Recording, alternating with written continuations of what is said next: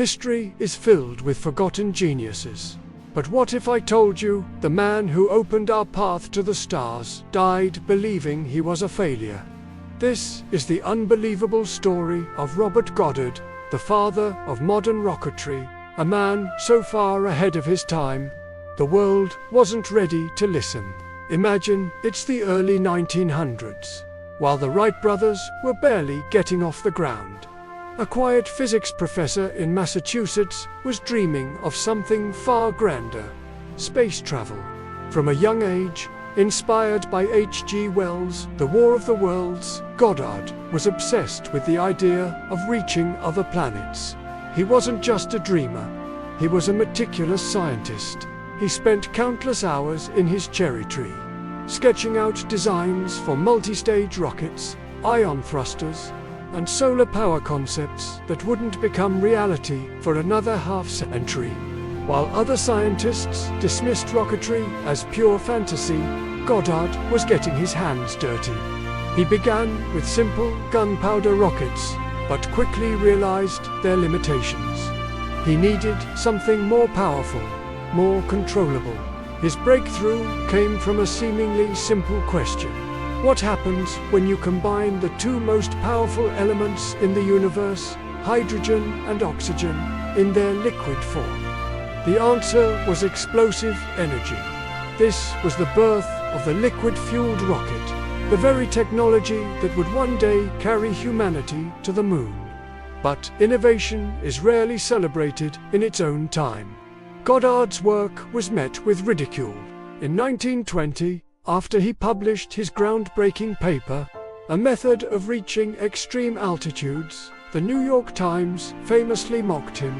They claimed he lacked the basic high school knowledge of physics, stating that a rocket couldn't work in the vacuum of space because it had nothing to push against.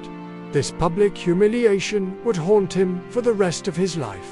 Undeterred, Goddard pressed on, funding his experiments with his meager professor's salary and small, private grants. He moved his operations to the desolate plains of Roswell, New Mexico, a place where his noisy, fiery experiments wouldn't bother anyone. His neighbors nicknamed him Moony Goddard. Here, in the quiet of the desert, he and a small, dedicated team achieved the impossible. On March 16, 1926, his first liquid-fueled rocket, a bizarre-looking contraption named Nell, sputtered to life. It flew for just 2.5 seconds, reaching a height of 41 feet. But in that moment, the space age had truly begun.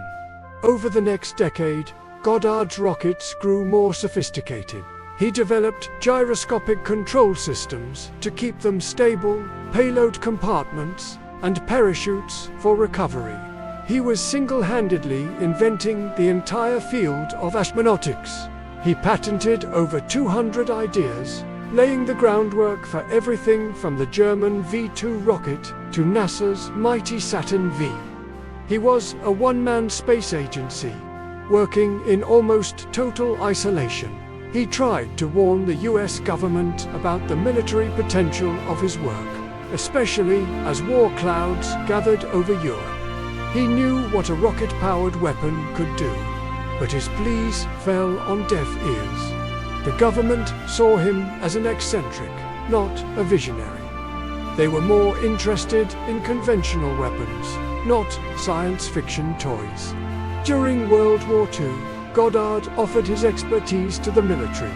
Instead of leading a major rocketry program, he was assigned a much smaller project, developing a jet-assisted takeoff unit for Navy planes.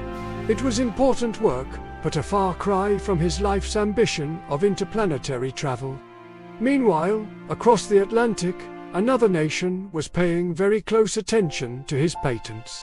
Werner von Braun and his team of German engineers were devouring every piece of information they could find on Goddard's work. They used his designs for gyroscopic stabilization and fuel pumps as a blueprint for their own terrifying creation: the V2 rocket. This weapon, a direct descendant of Goddard's Nell, rained destruction on London during the war. The very technology Goddard dreamed would take us to the stars was first used to bring death from the skies. Goddard passed away in August 1945, just days after the atomic bombs were dropped on Japan, and just before the world would learn the full extent of Germany's rocket program. He died feeling like his life's work had been ignored, his potential unrealized.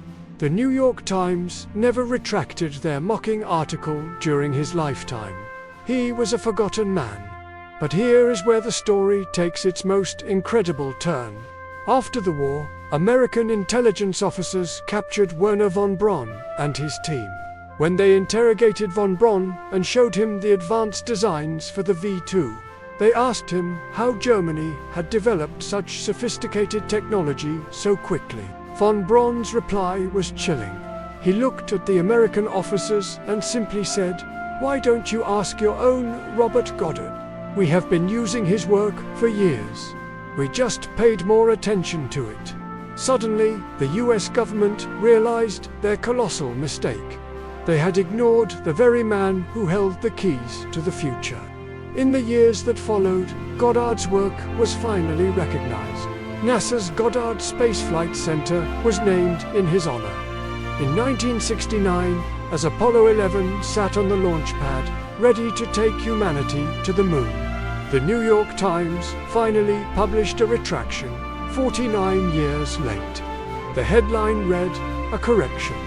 They admitted that a rocket indeed can function in a vacuum, and they apologized for their error. The ultimate twist, the Saturn V rocket, the machine that fulfilled Goddard's childhood dream, was a direct technological descendant of the V2, which was itself based on Goddard's original patents. Wernher von Braun, the man who built rockets for Hitler, became the hero who took America to the moon, all while standing on the shoulders of the quiet, ridiculed professor from Massachusetts. Robert Goddard didn't live to see his vindication. He never saw a satellite orbit the Earth or a human walk on the moon. But every time we launch a rocket, every time we send a probe to another planet, we are following the path he forged alone in the desert. He wasn't a failure, he was the first. He was a man who touched the stars long before the rest of us even knew to look up. Thanks for watching. If you found this story as incredible as I did, hit that like button and subscribe for more tales of forgotten history. See you next time.